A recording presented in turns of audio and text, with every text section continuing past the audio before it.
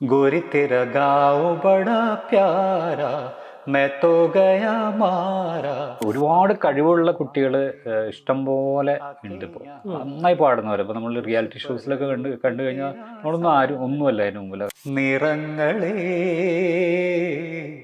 പാടൂ. ജാപ്പനീസ് പാട്ട് ഞാൻ ജപ്പാനിൽ പോയി പാടിയിട്ട് പ്രൈം മിനിസ്റ്റർ ഓഫീസിൽ പാടിയിട്ടുണ്ട്.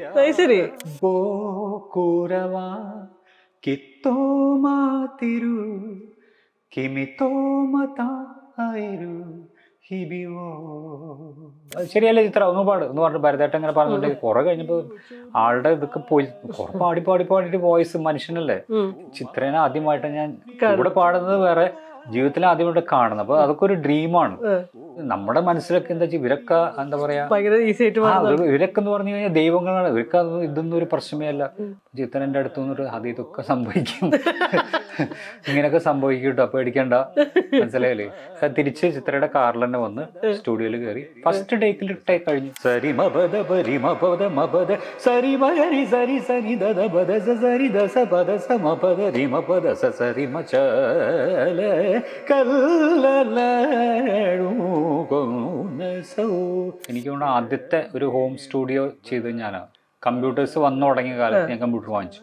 അത് കഴിഞ്ഞിട്ട് ഈ പറഞ്ഞ ഒരു സൗണ്ട് കാർഡ് ഞാൻ അമേരിക്കയിൽ നിന്ന് എന്റെ ബ്രദർ കൊണ്ടുവന്ന്, അങ്ങനെ ആ സൗണ്ട് കാർഡിലാണ് ഞാൻ റെക്കോർഡിംഗ് തുടങ്ങിയത് വീട്ടില്. അന്ന് ഇവിടെ ചേതന സ്റ്റുഡിയോ ഒക്കെ തുടങ്ങിയ ജസ്റ്റ് അവിടെ.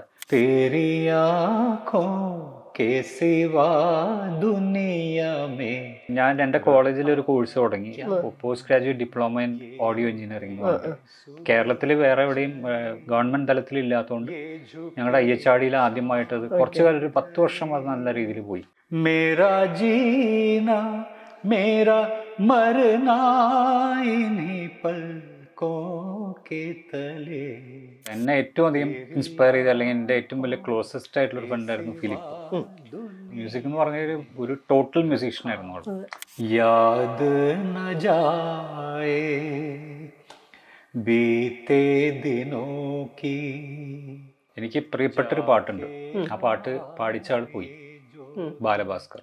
ആദ്യത്തെ നോട്ടത്തിൽ കുസൃതിക്കാരി, പിന്നെ ഞാൻ കേട്ടതോ വാശിക്കാരി, നേരിട്ടു കണ്ടപ്പോൾ കുറുമ്പുകാരി, അടുത്തു ഞാൻ അറിഞ്ഞപ്പോൾ തൊട്ടാവാടി, അഴകേ മിഴിയഴകേ.